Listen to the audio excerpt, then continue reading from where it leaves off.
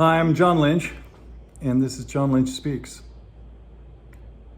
I was 18 years old. My parents had just moved back to Connecticut, so it was my first Christmas on my own. I was a student at Arizona State, and my best friend, Jim Adams, his family called me up and asked me if I'd like to come be with them on Christmas Day. And I said, oh, yeah. I mean, Mrs. Adams was a great cook, and it was a win-win for me. So I went on Christmas Day, and I didn't bring anything. I'm a college student. I'm not even thinking that way.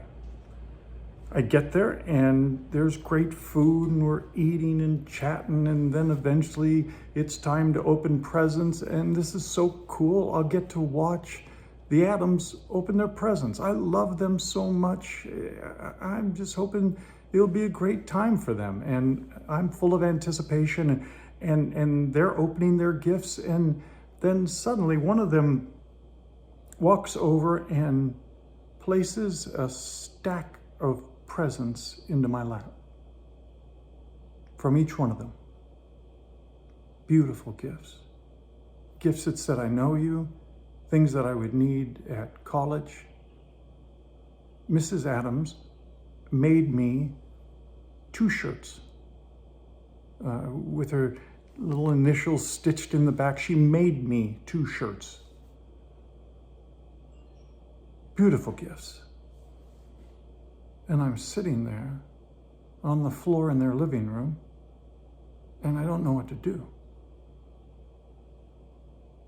This has never happened to me before, to be surprised by such lavish love. I made a decision in that moment that changed everything.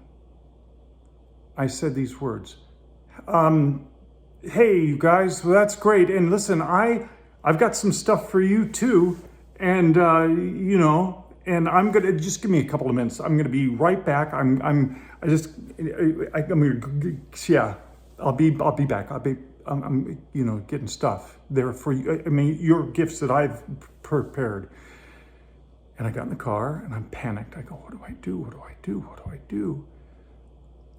I went out, tried to find a store. I was going to spend all my money to get them something so special, each of them.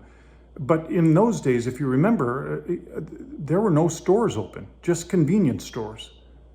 So there was a Circle K, and I went in, and there's not much to get for people for Christmas there. I bought hairnets for someone. Hairnets. I bought Mrs. Adams some of those chocolate-covered, waxy, cheap convenience store cherries. I got a deck of cards for someone. I got Jim, my best friend, I got him some motor oil. I got Mr. Adams some cheap pipe tobacco. And I don't know what I did. I don't know if they had wrapping paper or what, but I got something. I wrapped it up. I bought some tape, and I just kind of jammed them into little gifts, and I got in my car, and I headed back to be with the Adams. This is like an hour and a half later now. And I come in the door. Hey, you guys, here they are. Here, all right. Merry Christmas, everybody. Okay, each of you, here's your gift. Hey. And politely, but so awkwardly, they opened my gifts. Thank you, John. Thank you.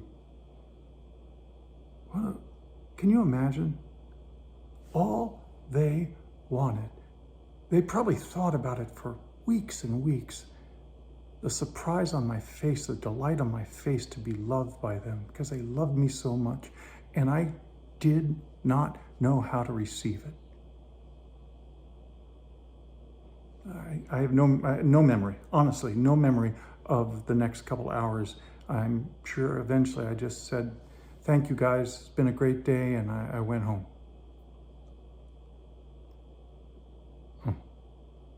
And now I think of it in my faith. That day, that very day when this kid who didn't know how to receive a gift without bluffing and trying to drum up some trinkets. It takes endlessly more faith to receive God's lavish love than it does to try to prove your love to him.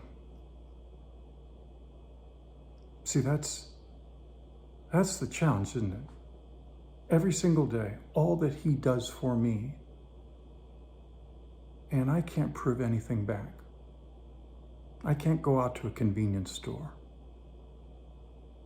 Will I let him love me? Do you know that that is the basis from which everything good happens? Is me allowing him to love me. Ephesians 2:8, for by grace you've been saved through faith.